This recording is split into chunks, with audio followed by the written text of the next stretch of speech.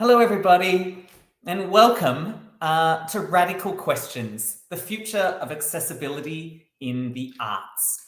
I'd like to begin by acknowledging we are meeting today on the lands of the great Kulin Nations, and I pay respect to elders past and present, and I want to say what a great privilege it is to be making art and telling stories on lands where that's been central to culture since the beginning of time.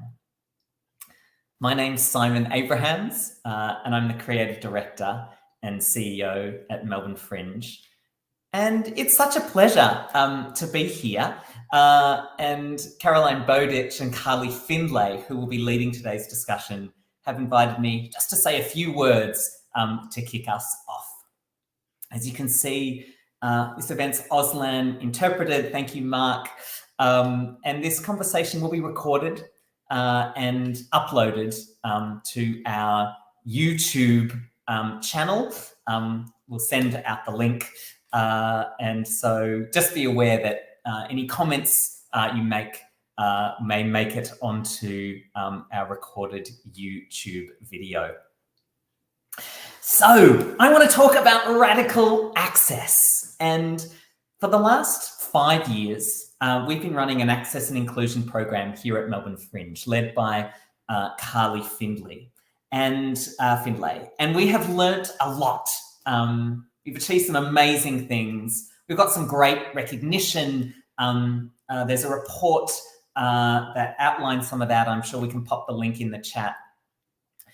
And so I guess we then decided that despite, some amazing recognition as being leaders in this space, we decided that we can do better and that we all have to do a lot better.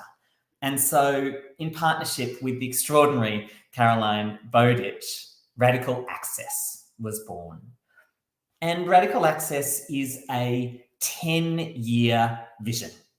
So at the end of that 10 years, we're saying we want the arts to look radically different in terms of accessibility.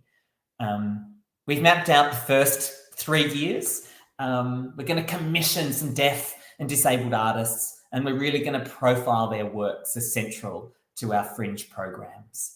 And we're employing more deaf and disabled staff to make sure that those programs are sector-led. We've got a new access fund that will help artists make their work accessible. I'm going to be running more of these sector-wide events and conversations that really shape how we're going to get there. But today, we want to ask some really big questions about where we're going to go over the next 10 years. We want to ask, what is truly radical access?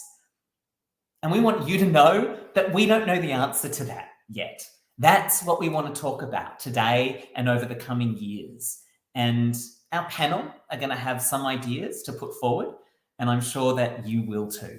So as our conversation happens today and as our panel are talking, I want you to keep asking the question they're going to be asking themselves, which is that radical enough?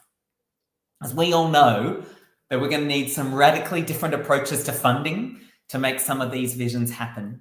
But I also believe that the best way to raise money is to have a clarity of vision and a shared understanding of where we need to go. So I'm not worried about being bogged down in the money. I want us to think big and be ambitious and to really think about what radical access will look like. So it's time for me to get out of the way. I'd love to introduce our panel, led by the brilliant Carly Findlay and Caroline Bowditch, who'll join us now. They're here to ask us some radical questions. Over to you. Thanks so much, Simon, for that brilliant introduction. And it is a joy for Arts Access Victoria to be in partnership with Fringe, delivering this incredible program of radical access. And we have had some amazing conversations over those years, or over the years, to bring this conversation into being, I suppose, today. And I find there's something really interesting about often just by putting deaf or disabled people on stages becomes a radical act. But we're interested, as Simon alluded to, in taking that much further. We really want today to explore what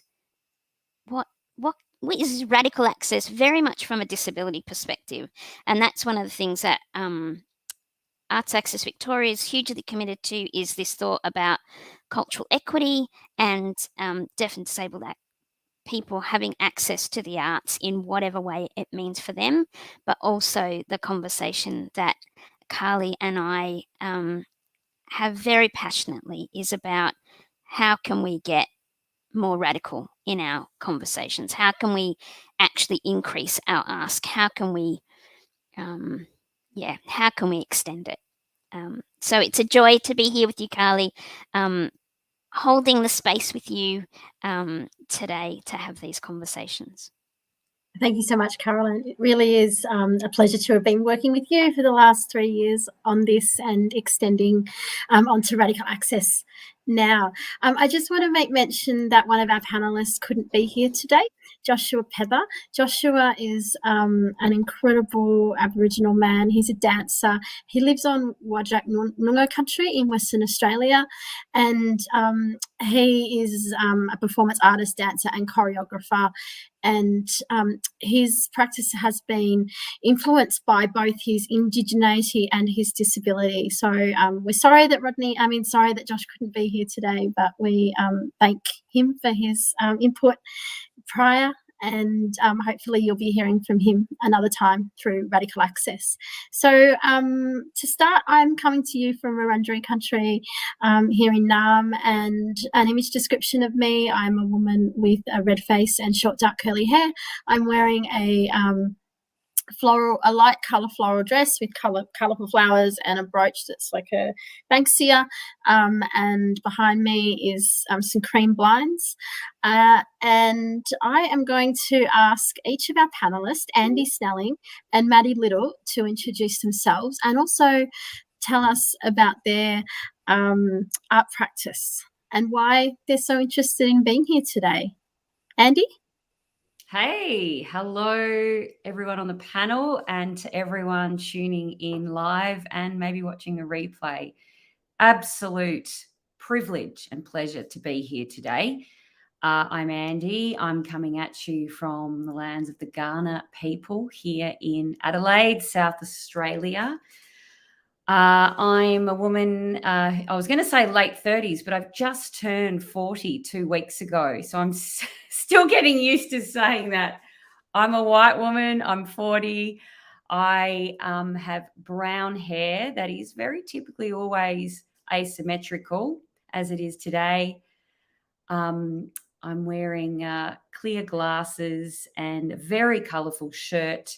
I'm in my creative corner of my home, so there's lots of creative, colourful things on the walls behind me.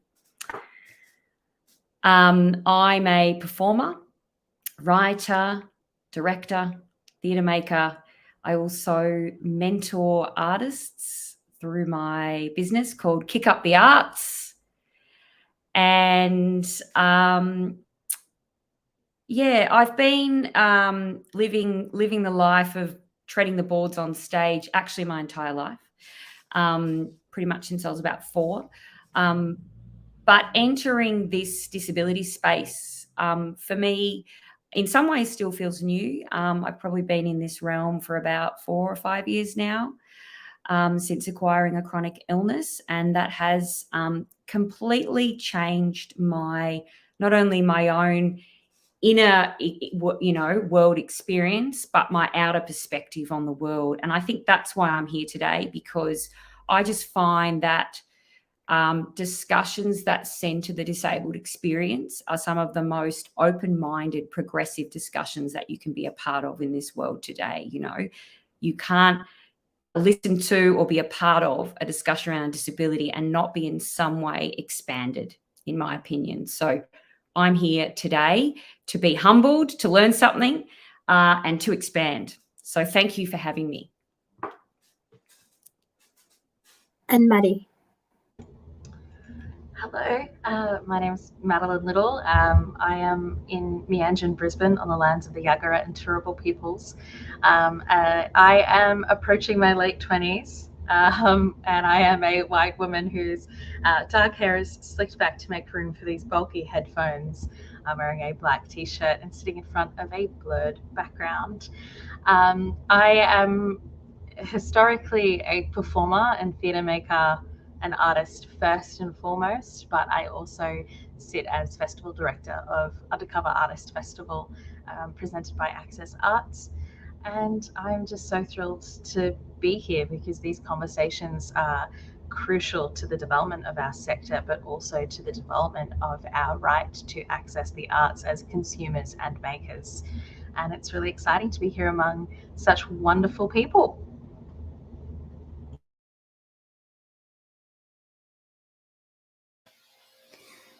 Thanks so much to Maddie and Andy. I'm just going to apologize for the Wednesday blowy people that are right outside my window as I speak to you. So apologies for the background noise if there is any. I forgot to say I'm Caroline Bowditch, and I am very proudly and have the privilege of being the CEO at Arts Access Victoria. And I'm coming to you from the lands of the Boonwurrung people. In my home office, I too have a blurred background.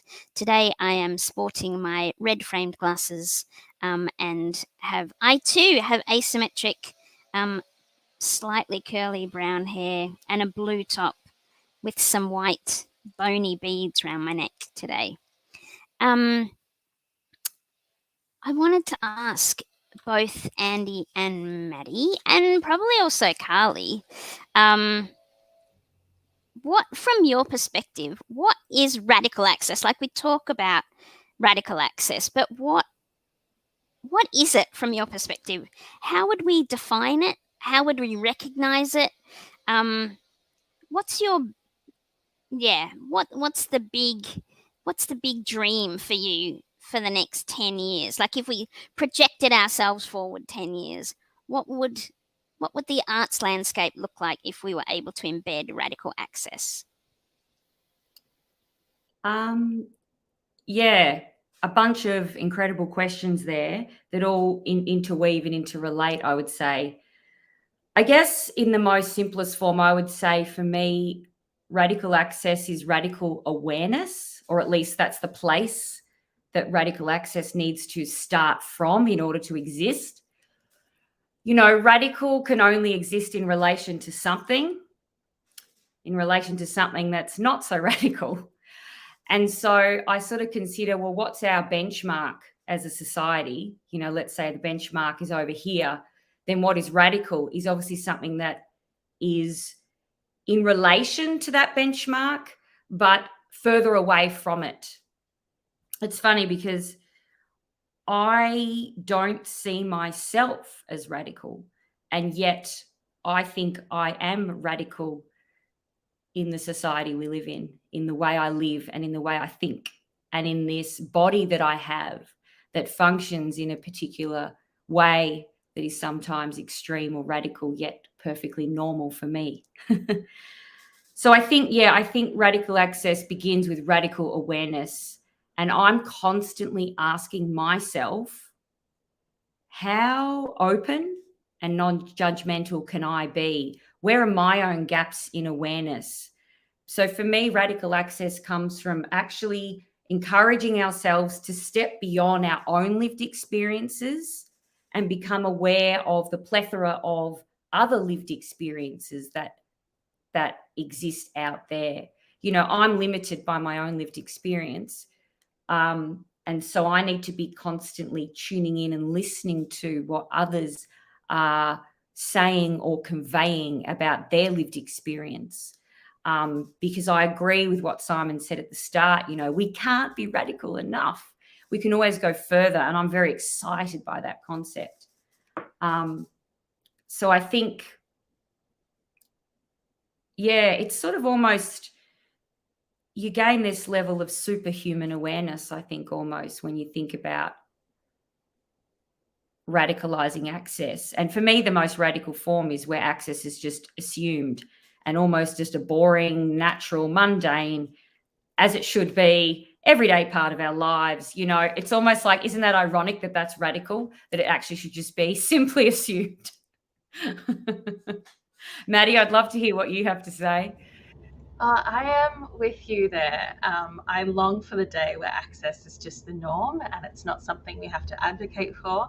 I felt inspired to scribble down some notes while you were talking, Andy, so I could get my thoughts in order. And for me, radical access actually comes down to a few crucial components. Radical access means that access is integrated. It's just a part of what we do. It's not an add-on, it's integrated. Radical access to me is unapologetic. It means I don't feel this instinctive need to apologize for being difficult or a diva because I have a different way of working. And that different way of working is dictated by how my body interacts with society and society's barriers. It's not actually that I'm a difficult artist or I'm impossible to work with. I just need a certain type of chair. Radical access to me is unchallenged and enthusiastic. It's not ever a question of, oh, is this really needed? Like, can you explain and justify to me why you have these access requests, and then we'll see if there's money in the budget. We will just do it, and we'll do it with enthusiasm, because radical access is enthusiastic. It's built on this idea that everyone should have the right to participate in the arts. So based on that concept and that value, we're just doing what we need to do to make that happen. And radical access is undeclared. It means I don't have to register my life's history and my medical information so that I have access to the bare bones of what I need to participate in something. It means that I don't have to think ahead and say, you know what, I'm not really comfortable attending that event because that incline is a bit too steep and I'm not comfortable to walk on it, but I can't get the wheelchair out, you know, et cetera, because all of that information about the environment is already on the website. All of the access services have already been integrated into what we do. And at no point am I challenged or made to feel like a burden or less of a person because I have a different way of interacting in the world. The enthusiasm part in particular is really important to me because I think we deal with a lot of attitudinal barriers that exacerbate the existing physical and other access barriers like communication barriers. And if I had $1 for every time I'd been asked if my access needs were flexible, because, you know, of course, let me just adapt my muscles real quick. Like, that doesn't really make sense. Yeah, enthusiasm is a really strong part. I think people think of access as this big scary thing that's too difficult to do. It's going to cost too much. But I'm fully on board with what Simon said at the beginning. Like, money is no object. If you want to do access, let's do access and let's do it properly.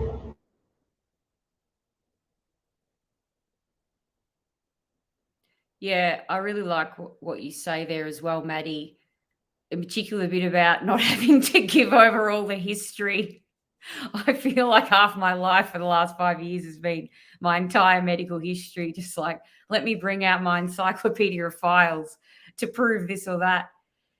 Yeah, it'd be nice if tick boxes and red tape, while I respect we're in a sort of transition period where that has to exist in a way to kind of capture data and understand access. That is a valuable stepping stone that we need. But it will be cool, won't it, one day when we just don't even almost need all that red tape stuff, because as you say, Maddie, it'll just be in the website or in the this or in the that. It'll be just assumed.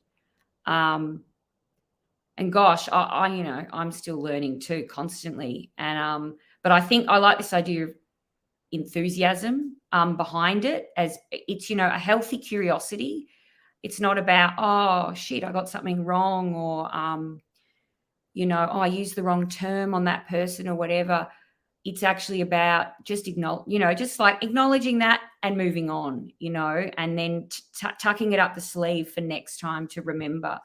I think that yeah, you're right. There's so much fear around talking about disability and access that people almost prefer to avoid the whole thing rather than engage in the convo and maybe get something wrong. And I say that in inverted commas because I don't think you can go wrong if you're open to learning. You really can't. I have no problem with someone saying certain things to me that doesn't quite sit right and us having a discussion about that. That's cool. That's totally fine by me. In fact, that's progress as far as I'm concerned. So, yeah, I love your idea of enthusiasm. I also think, and this is something I've learnt myself through a current theatre show I'm working on, that radical access isn't just about access in a practical sense, but in the context of the arts. I know for me what it's allowed in my own work is that it's opened up creative possibilities and this kind of more mind-bending art that I would not have otherwise come up with were I not considering access so strongly in the creation of my art. So I just like to also add that for me, it's not about just practicality, whilst that is very important, that people feel comfortable and that access is about addressing practical things. I also think there's just an extraordinary ingenuity and creativity that can come out of incorporating different types of access. It just forces you outside of a box that you're programmed into from birth. And for me, that's what art is, right? It's about, let's bend that box and put it into a hexagon. And there we are. That's the new box we now live in. So, yeah.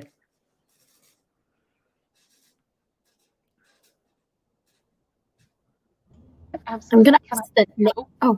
I'm going to ask the next question now because I think Andy and Maddie summed it up so well around, especially around the enthusiasm, and we really need providers, venues, artists who perhaps aren't disabled to come along on the journey and be enthusiastic in learning and in providing access and not making an excuse that it's too hard or needing to know our medical history. So I think you really summed up everything I would have said there as well. Andy, you mentioned that you're working on a new work, and I know that it is called Accidental Radical.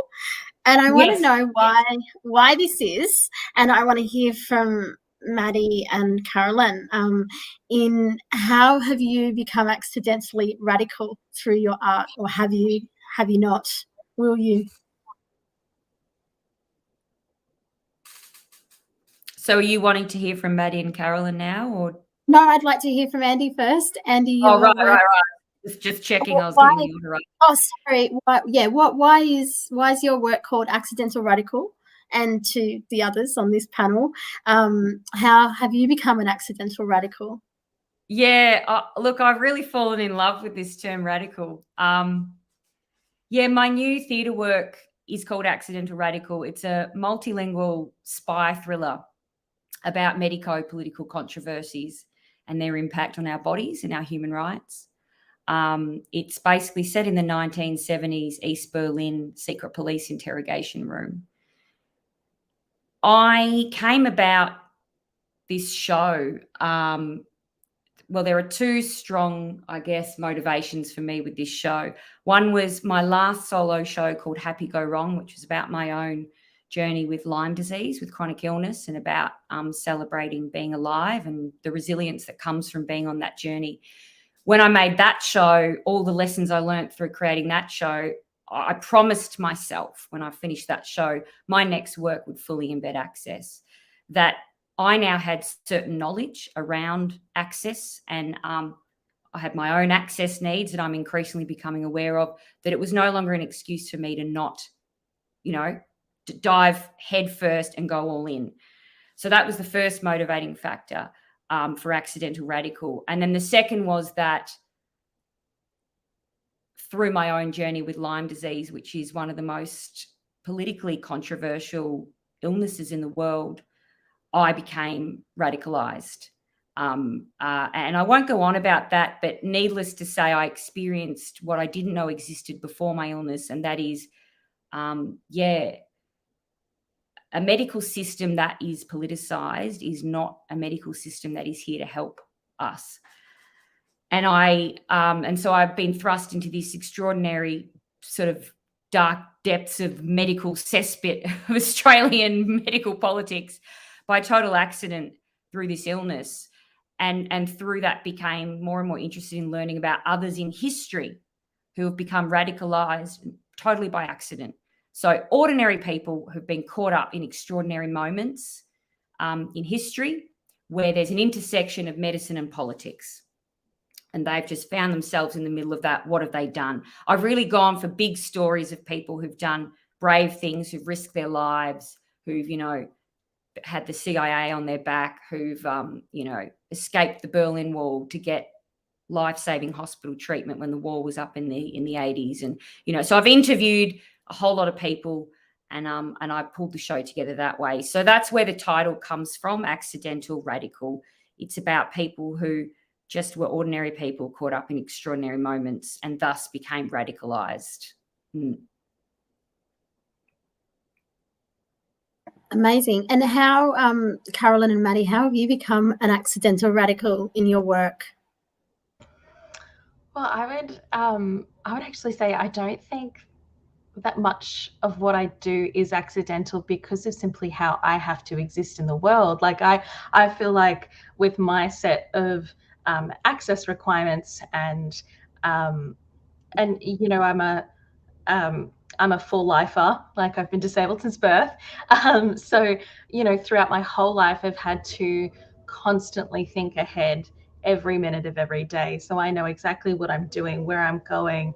I think the radical component comes in though with the word unapologetic.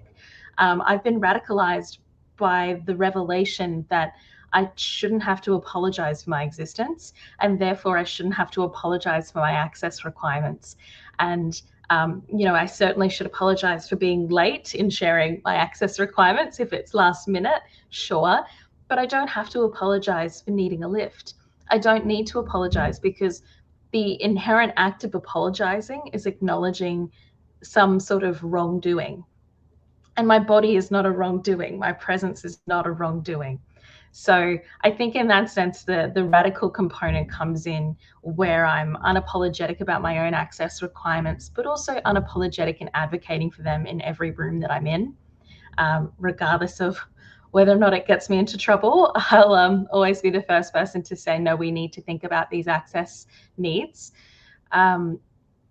I would love to be accidental. Andy, if you could share some of your secrets, that would be great, because I think I need a little bit more of that spontaneity and accidentally stumbling into creative exploration and revelation. But for now, I am first and foremost a very purposeful planner, about 3 months ahead of anything I do. But I'm very keen to hear from Caroline too, because Caroline being having been my mentor for a few years, I've learned so much from Caroline that I think if you asked me this question 2 years ago, I would say I wouldn't even know what accidental radical artist would even mean. So yeah, very keen to hear from you, Caroline, if you've got your insights there. I think one of my most radical acts was becoming CEO at Arts Access Victoria, because it was the first time in 45 years that the organisation had been disability-led. And unapologetically kind of just doing what we need to do, asking questions around those tables where for a long time we've been talked about, deaf and disabled people have been talked about as an anthropological group to be served rather than as the kind of decision makers in those scenarios. But I think as an artist, my most radical thing that I've done is embedding sign language interpretation into Falling in Love with Frida, which was a piece that I made a while ago. And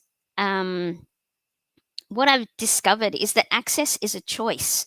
So when people come back and say, oh, we haven't got money or there's not enough time, it's like, well, access is just a choice in a budget like anything else, like costumes or lighting or I don't know, particular performers. Access is just a choice.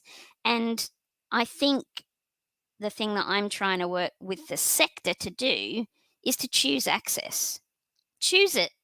Don't not choose it, and choose it at the beginning, not at the end. So, yeah, I have in the past been described as being a mosquito that buzzes in the ear. And I think I maintain that presence in terms of just Stella Young used to talk about herself as being an agitator, and I would say I'm a gentle agitator, just a little irritant, but yeah, an irritant in a way that hopefully is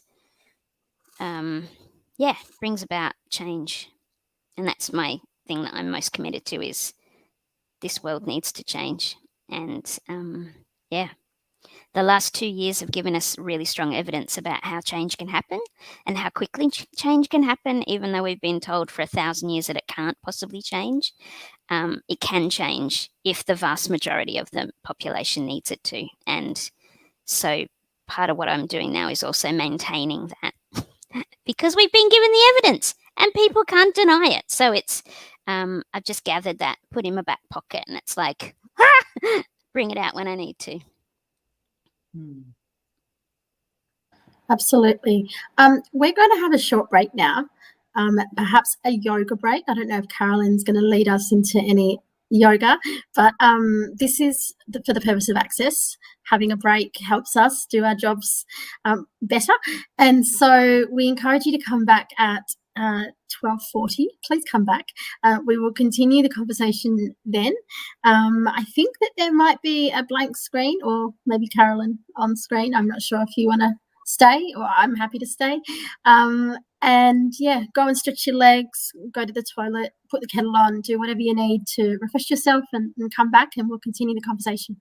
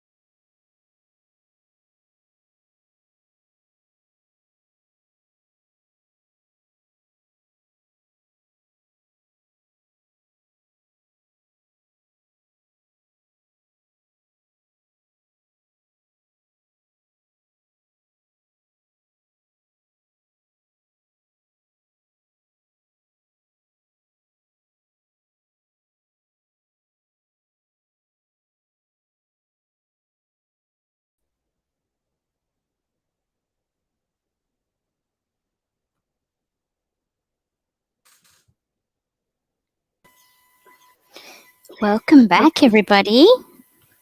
Hope everybody had a chance to have a little stretch, grab a little drink, do whatever you needed to. I'm going to ask the next question, and I would love all of your insights onto this one. And it's around, who are the artists that put fire in your belly, that inspire you, that have incorporated or are incorporating radical access into their work and into their practice? Who are those artists that you most admire and think, oh, I'd like to borrow from them? Carly, your voice has jump been really quiet in this in here, space, if so that's okay. yeah, please. Sure. Yeah, so I was thinking of the amazing work that British actor Liz Carr has done recently. Sorry, a plane's just going over my house. Liz won an Olivia Award the week before last, and in her speech, I'm just going to read out what she said. She said that there are so many fears at the risk of employing disabled actors. Well, I think this proves that we can do it. We can project. We can fill a stage. And she also went on to say that we really need to make sure that accessibility measures in terms of providing online events and people wearing masks and practicing COVID safe measures continue, because we know that the pandemic isn't over yet. And so that has really inspired me to keep talking about the need for hybrid events for both in real life, because I don't want to lose that in real life event, but I'd also love there to be an option for online events as well.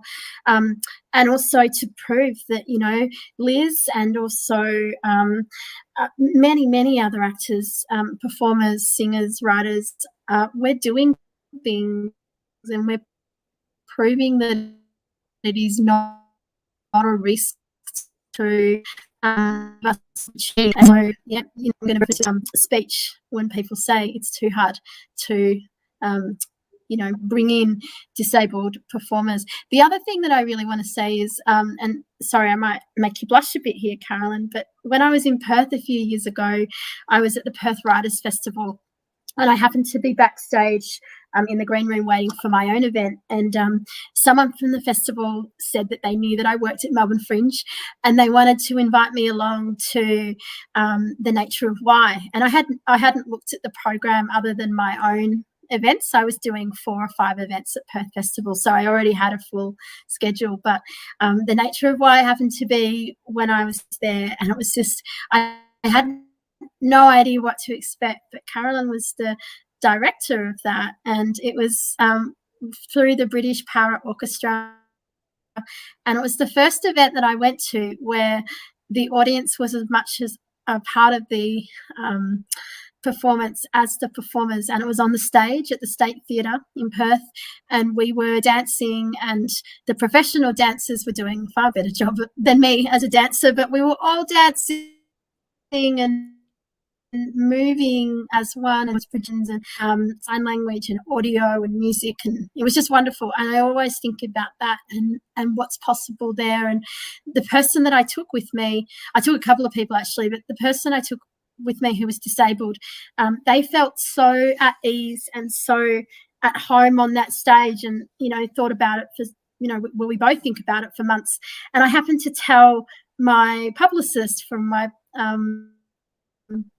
publisher that I'm going, and I said, I have a spare ticket, and she said, oh no, I don't want to come to the orchestra, no.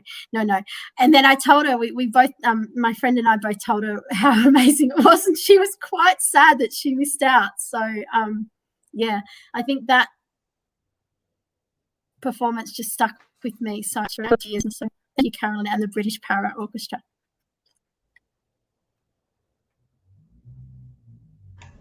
Carly stole my answer, and I'm a little bit cranky about that, because I was about to say pretty much the exact same thing, which is just that, yes, when I was in Perth and I attended The Nature of Why, that was a feeling of euphoric inclusion and access that I hadn't felt at that same level, I think, ever. And it was absolutely phenomenal. And I think for me too, it also came at a very formative time for me as a baby artist, if you will, where I just didn't know that that type of access was possible, but I also didn't know that that type of respect was possible either.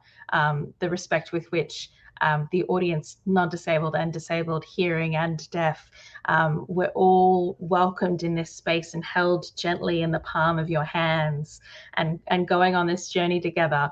And there are so many other phenomenal artists too, but that's such a formative experience that sticks out for me.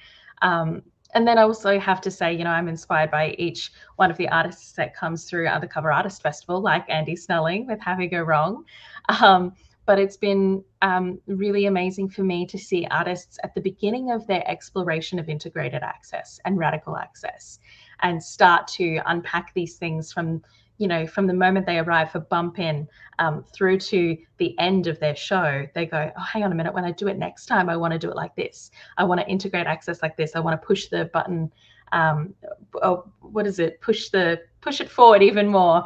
And then I do want to give a shout out to a mainstream organization that has made me really happy in terms of radical access. I started working with the Little Red Company up here in Brisbane in preparation for the Lord Mayor's Christmas carols, and they'd won the tender for that. And artistic director Naomi Price approached me and asked about access, and the whole sense of feeling was, we need to make sure the carols is more accessible than ever before. So for the first time ever, the Lord Mayor's Christmas carols in Brisbane had audio description, and the Auslan interpreters were on the big screen in amongst all the performers. There was the most beautiful Auslan rendition of Have Yourself a Merry Little Christmas, I think. Oh gosh, I've messed up the Christmas carol. To be fair, there were a lot. But it was just stunning. And so I think what I've taken from that is that formative experience of Caroline's work, plus the visible evidence of a mainstream organization taking risks and making the choice. You said before, access is a choice, making that choice and taking that step, and taking it all seriously. And I'm seeing lots of really fun comments on the YouTube as well, with lots of different artists that absolutely I echo all of this praise. Jess, Tom, Kira, that's a good call. Restless Dance, yeah, some phenomenal artists. I'm just going to hear before Andy mentions who inspires her.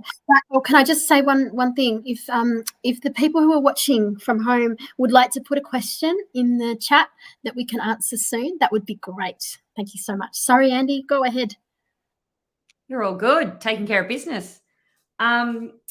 Look, for me, as part of my research period late last year for Accidental Radical, I did look into a lot of other theatre companies and artists who were embedding access. So it's one thing to love and admire disabled artists for being their beautiful selves, but it's another whole level to actually seek out, my world is theatre, so theatre works that are really talking the talk and walking the walk. In Australia, we don't have a lot, I can't say I've been to the theatre and seen, what I would call a full-blown, embedded access show. I've seen bits and pieces.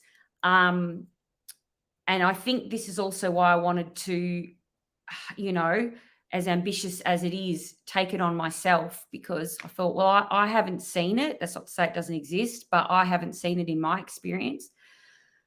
And so most of my inspiration, to be honest, in terms of how to embed access in art for my own work, has just come from all the micro conversations that I've had with people with different types of disability. And I've spoken with a lot, very consciously and deliberately, as part of this project, many of whom are artists, so have that artistic bent. But that's really where my inspiration has come from, is sitting down, workshopping my script into Auslan, while the script is still half being written, sitting there with the interpreter, with my deaf actor, who's now a good friend, Carolyn Conlon, shout out to her here in Adelaide, and just going through that step by step. All right, so if I want to create this metaphor in this scene, here's the English like text version of it. How does that work in Auslan? And actually being there for the bones of it was just so inspiring, because it's like, oh wow, now I really understand this idea of Auslan as, you know, I think in my ignorance previously, I'd seen it as another language, but in fact, it's a whole other paradigm, you know, and therefore has added in my show another level of a creative option that is just mind-blowing. And for a show that's set in the world of spies and code languages, it makes complete sense that, you know, that Auslan is another code language in the show that sometimes happens on its own, so that only deaf people in the audience who speak Auslan will understand that scene, for it, just as an example, you know. And then I hung out with some blind folks, and then thought a lot about how to weave in the, audio description. I thought at length about the captioning. It's not just about words appearing on a wall. I didn't want that. Every aspect I wanted to be artistic. It had to be, this show cannot exist without the access elements. That's what I wanted. And they're not just there, again, they're not just there to be practical. They're there to actually be a character that's alive as part of the show. So the walls speak in my show. They spit out the captioning. The walls are spies that are listening. And, you know, so for me, all the inspiration in my work for this show, Accidental Radical, has come from simply being on the ground. It's been very grassroots and just speaking to people, hearing them, and that becoming the inspiration. And then my imagination going, oh my gosh, this is going to be this now. I didn't think of it like that before. But, you know, I'm aware like the UK is pretty much at the vanguard, I would say, of this kind of thing, embedded access in theatre. You know, I looked a bit into Jenny Seeley's work. But really, like I say, I'm just inspired by just, like everyday people, talking with them and hearing about how they navigate the world and what access might mean to them, you know. And then I put it up in a development showing in December and got loads of feedback, you know, and had people in the audience saying, I've never seen my form of access in that way before. And so I know I'm on the path here, still got heaps to do and learn, but it's just in talking to people where I get my inspiration, I think. I don't need to look in big, high places.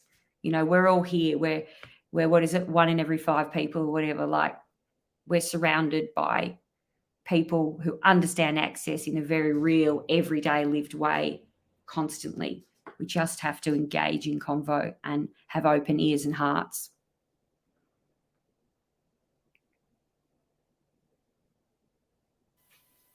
Thanks. That's so true. Carly, do you want to go with the next question? Absolutely. We've only got a couple of questions left. Remember to put your questions in the comments. And if we don't get them to them today, they can help inform our access program, for the Radical Access program that is coming up, and we'll be having some more events later in the year. The next question is, how can we encourage each other to be more radical, and what do we need to ask of each other? I think earlier in the session, Andy was saying that, you know,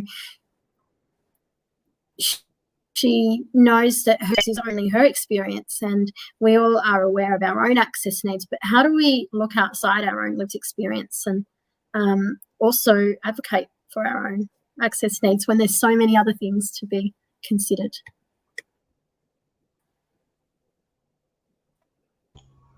I think the first step is acknowledging that you have to be comfortable with the discomfort.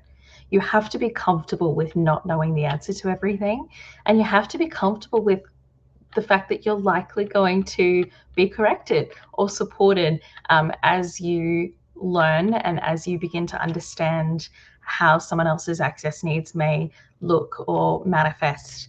But it's also about acknowledging that just because your access needs are met doesn't mean that everyone in the room is welcome.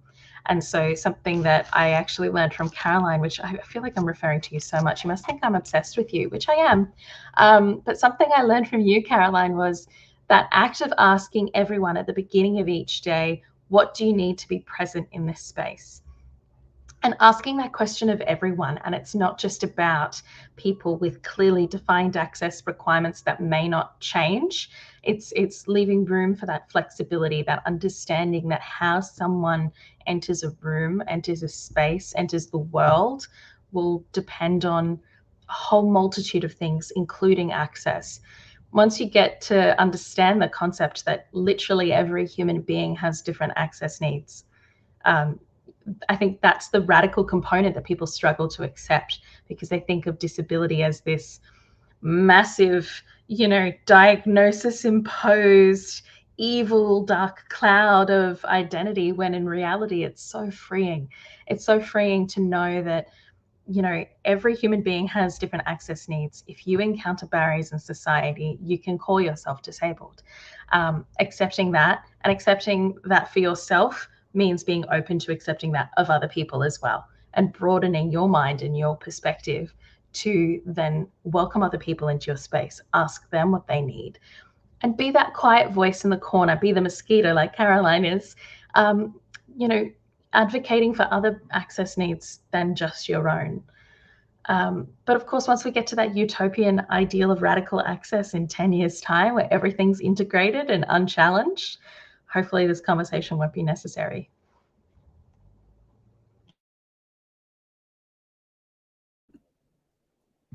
Yeah, I think that's really beautifully put, Maddie. Yeah, I often reflect on how different access needs can clash. I've been thinking about this a lot with my theatre show. How can I incorporate relaxed components, but also other certain things that need to happen for other access means, et cetera, et cetera, et cetera. We're all imperfect, so I just try to encourage myself and others. It's not about reaching some sort of perfection. If anything, it's actually leaning into all the grey areas and acknowledging that, as you've said, Maddie, we all sit in a grey area. It's not black and white. I was shocked when I became chronically ill to learn that I have access needs, and that I actually had access needs before I became chronically ill. Those needs just became more, initially survival, became necessary to my survival, and therefore they were more defined and potent, I suppose. And I had to ask them in order to get through each day. And now it's sort of at a place where I'm like, I constantly think about it, and just observing others.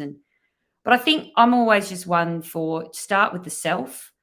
If I'm going to change anything in the world, I've got to change myself to begin with.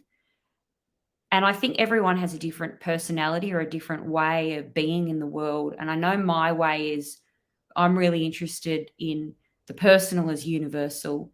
I do this in my work. So I like to push at my own edges of vulnerability on stage and even off stage. So I'm quite open to talking and sharing quite openly about my own experiences. And I guess that's my way. And then in sharing those stories with others, people go, I didn't realize that about you, or, and then maybe they walk away and just reflect a little bit deeper on that and go, because I know I was so shocked when my body started functioning so vastly differently to what I was used to previously, and yet it's so invisible to other people. That shocked me. Absolutely. It still shocks me. I still have days where I'm absolutely shocked by that. How can it be that there's such extreme pain or whatever going on internally, but externally I look as vibrant as anything? And then that made me go, wow, well, if that's going on for me, who knows what's going on out there for everyone else, And so I'm always reminded of this, some things are more visible and some things are more invisible. And there's always a lot more things that are invisible than visible. So, yeah, I just never make assumptions. And I suppose it's, just starting small with the self and in whatever way feels right for you and your personality, I suppose. I like to think I'm holding myself accountable, but I think I need others to help me to do that, you know? Yeah. It's a really good question.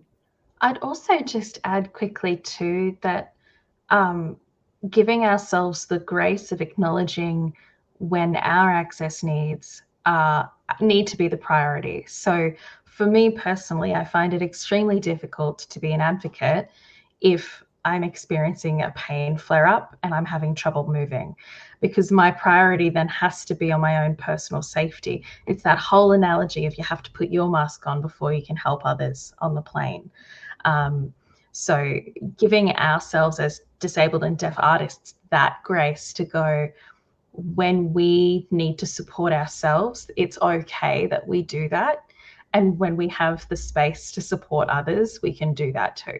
And there's no right or wrong. We're not bad people or bad disabled people if we take care of ourselves. Sometimes the best thing we can do to take care of the community is to take care of ourselves. And I also think making sure that spaces are safe for us to be able to ask for access needs, and say that we're not feeling great today, or we need to step out of a situation. I think that's really important, because I've been in so many situations where, when facing discrimination or inaccessibility has just exhausted me. But I also am really appreciative of the spaces that are safe, and it can be such a relief to ask for access needs and have them met without any questions and without any making us feel a burden.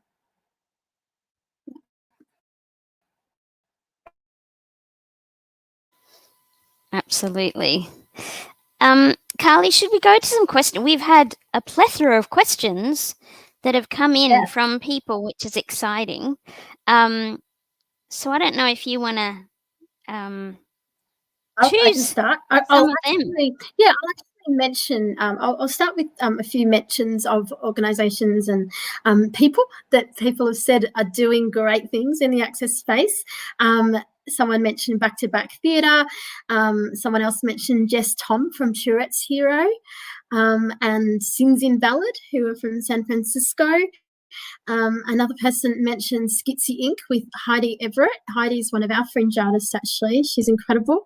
Also Restless Dance Theatre in South Australia. Quippings in Melbourne. Deaf West Spring Awakening as well. So lots of organisations here in Australia doing some really good things. The question that I am going to answer, there are a few questions around online access. So I might ask those questions, or just make an umbrella question. So what are your thoughts of online spaces as means of access? And someone else talked about hybrid events and how they should continue. So let's talk about that, and then we'll move on to, I think it's a really good point someone else, actually Erica makes again. We'll move on to what makes an accessible rehearsal room. So put that in the back of your mind, but answer about online access first. So why is online access still so important? I've got two different headspaces on this one, because as a disabled person and as a consumer of art, I know that online presentation modes are crucial. They would be absolutely integral to my access to the arts on, bad days, as I call them, for my body. Then I have the flip side of actually working in a festival context, where I'm acutely aware of how much work it takes to deliver online as hybrid alongside live performance. And that's not to say I don't think it's important. It absolutely is. But there needs to be stronger supports in terms of funding and philanthropy to help us make online programming accessible, because that's the biggest barrier is, okay, we need enough people and enough funding to make this happen. And oftentimes, the argument will be that online programs won't draw in as many people. And that might be the case from a financial perspective, but from a social values perspective, it's absolutely necessary. So it's a tricky tightrope to balance. Yeah, absolutely. When I think of the online space and arts, there's sort of, you can have a performance or an artwork that is online only. You can have in-person only, or you can go hybrid. Now, in the hybrid, as Maddie points out, and I've learnt this firsthand through an amazing theatre project I co-directed recently called Same 2.0 by No Strings Attached Theatre of Disability here in Adelaide, in collaboration with Theatre Today over in Singapore. And I can actually see Jeffrey Tan is on now in the comments. We learned a lot doing that project because that was a hybrid in-person and live Zoom performance. Because it's one thing just to, set up a live stream at the back of the theatre and film what's happening. And it's another to actually make it feel like a theatrical experience for the online digital audience, and to do the work justice. And I know for me, I've thought about this a lot with my solo shows. Like, I really want them to be online and accessible, but I also want to honour my work and make sure the way I do it online is still an experience that's, I guess, good enough artistically by my own standards. And it is a budget thing, which is not necessarily an excuse, but it is a factor that has to be taken in. I know when we did Same 2.0, they just we had to have funding to be able to incorporate the tech elements of having, tech operators who were only focused on the Zoom, as well as the in-theatre stuff. The cameras were all over. There was so much to juggle, and it was a big international project with a cast in Singapore and in Adelaide. It was totally doable, and it worked, and it was amazing. So it is doable. But I acknowledge that, when we're artists, we have certain quality control mechanisms that we want in place as well. I don't want just a camera at the back of the theatre filming. That's not what I want. I want it to feel, I want my audience to be able to get the full experience. Therefore, I have to think about it carefully and get funding for it all. Having said all that, of course, as we've learnt through the pandemic, and what has been a gift of that has been how much offering more things digitally allows for more audience, different types of audience who are often not included. I'm from the chronic illness community, and the amount of people I know who just cannot physically get out to a theatre, but who would happily lie in bed and watch art is a lot. And so that absolutely, has to be acknowledged and respected as well. So, there are ways, and I actually think we should be taking everything we have learned through the pandemic. And, I noticed, for example, Ozco now has like this digital, they have a grant going at the moment specifically. There's a lot more grants and funding going now for digital related works. And I think that's come out of this pandemic situation, which is a good thing and which should stay. I'm always one for, the more options you have, the better. So I love hybrid, where people do have the option of going in person if they want, but also they have the option of staying at home. And what would be awesome would be you can get a ticket, and then if you're too unwell on the day to go, well, great, you can watch it at home, where there's that level of flexibility. In an ideal world, more options, the better. Yeah. I'm with you. And I just quickly wanted to expand on what you said about quality control, because yes, as artists, it's absolutely crucial for us to protect the integrity of our work. But it's also immensely disrespectful to audiences, I think, if we do just plonk a camera up the back and think that that's an equitable experience to the in-person performance. Because if you don't get the full scope of the set and the aesthetic, if you don't feel the tension in the room because you're too far away, if there are sound quality issues, et cetera, it can absolutely take you away from the project and leave you with a very different experience. And I think accessibility has to be equitable, and equitable means having a means of access to something so that you share in the same experience. It doesn't mean you share in a lesser experience of what the hearing and non-disabled folk who are there in person have access to. So that's another reason why it is so expensive, because it takes time and money to really map out how do we make sure that the online experience is respectful of the in-person experience and everyone has an equitable accessible experience. Can I also just add to that, onto your point, Maddie, because I think, again, it comes back to choice, and it has to be part of the planning from the outset, and it has to be built into almost the creation of the piece. So we need to start thinking that we're not just making live performance, but we're actually making hybrid. So not just in terms of budget, but actually in the creation of how do we create that tension on a screen. And for those of us that make live performance, that's a very different skill. Filmmakers do it all the time, but I'm not a filmmaker by any stretch, so for me to learn that skill, that's a whole other skill set that I need to bring into that space with me to allow that to happen. Yeah.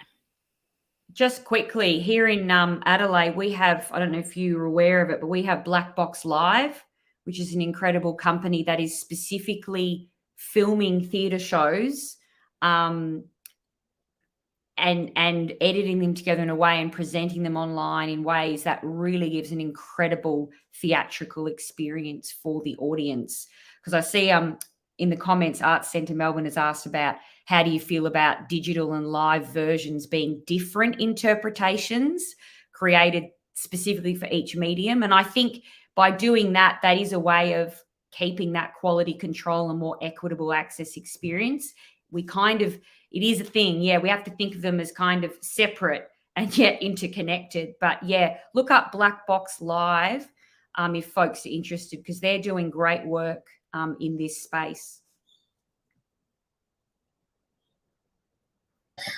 Thank you so much, everyone. I'm really sorry. We're going to have to stop audience questions now. We thought we might not get any. We thought you might all be very quiet, but you've been so chatty. Thank you. Carolyn's going to wrap up now, but I just want to say thank you so much from Melbourne Fringe, and especially thank you to Andy, Carolyn, and Maddie, and Josh also, and our Auslan interpreters, Leah and Mark, for participating today. This has been such an amazing launch event for our Radical Access program. We've got heaps of events coming up later in the year, so keep your eye out. And over to you, Carolyn. Thanks very much, Carly, and essentially thank you to Carly and the team at Melbourne Fringe for putting today's event together. Thank you to Carly, to Andy, and to Maddie for just sharing your incredible insights, wisdom, and passion for the arts, and for the commitment to access into the future. May it be radical, may it be incredible, which it will be. I feel very strongly that the mainstream arts sector has a lot to learn from deaf and disabled artists, and actually the key to creating greater radically accessible theatre into the future, or performance into the future, is actually by bringing us into the creative teams. Thank you all for your time. Thanks for sharing the conversation with us. It's been a joy to share the space with you all. And as Carly said, there are lots of exciting things coming up in the Radical Access space in the coming weeks. Yeah, so thank you all. Enjoy the rest of your Wednesdays, and stay safe out there in the world. Thanks, everyone. See you later. Bye. Thank you.